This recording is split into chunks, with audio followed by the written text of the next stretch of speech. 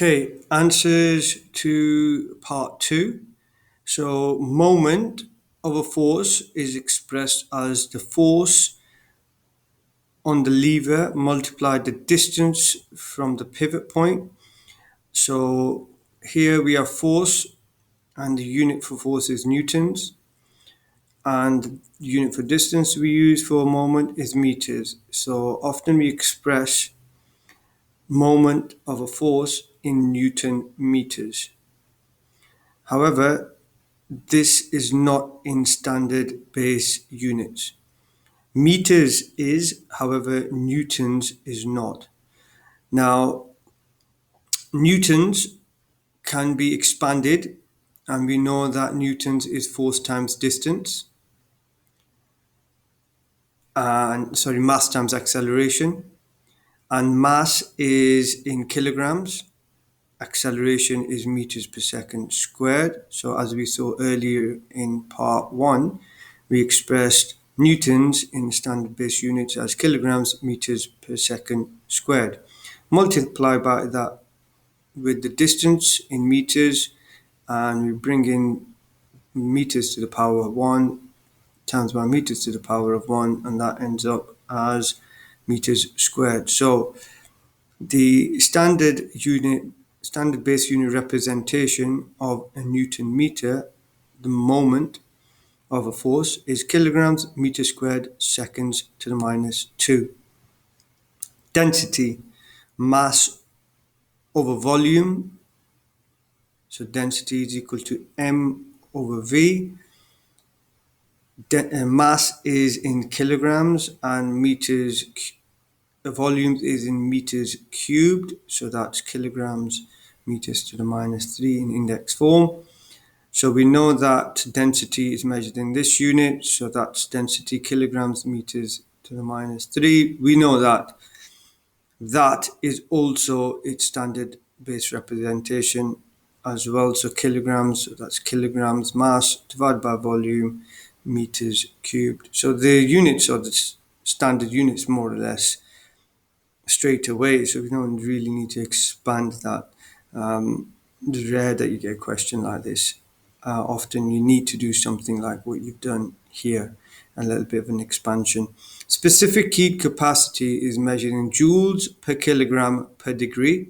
So joules, kilograms to the minus 1, degrees Celsius to the minus 1.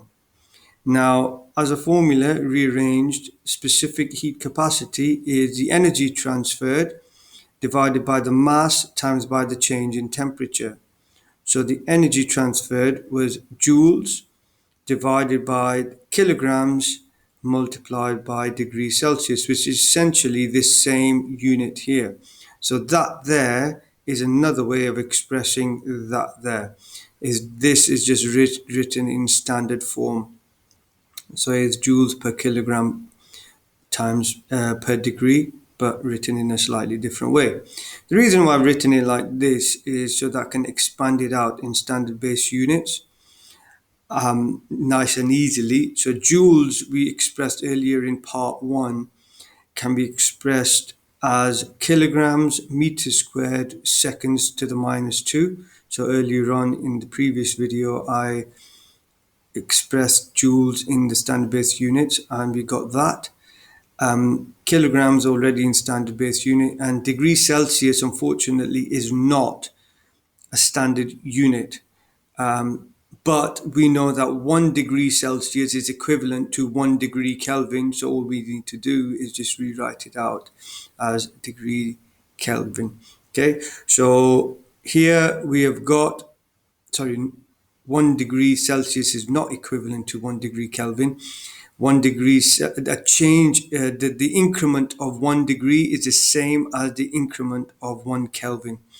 So if you go up by 1 degree, you will go up by 1 Kelvin as well. So therefore, we can express it as Celsius as Kelvin in the unit context. Okay, so here we've got kilograms, and then we got kilograms at the bottom. I'm just going to express these two in index form. So kilograms to the minus 1, Kelvin to the minus 1, put it all in one line. And what we notice is the kilograms cancel out, that's to the power of 1. We add it to minus 1, that cancels out to 0, so then that disappears. And all we're left with is meter squared, seconds to the minus 2, and Kelvin to the minus 1. And specific heat capacity can be expressed as this as a standard base unit.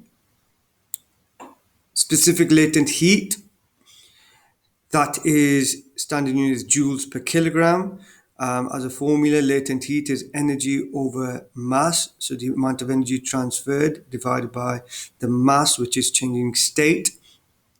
We know energy transferred is joules, we know mass is kilograms. We've already identified joules as a standard base unit is kilograms, meters squared to seconds to the minus 2.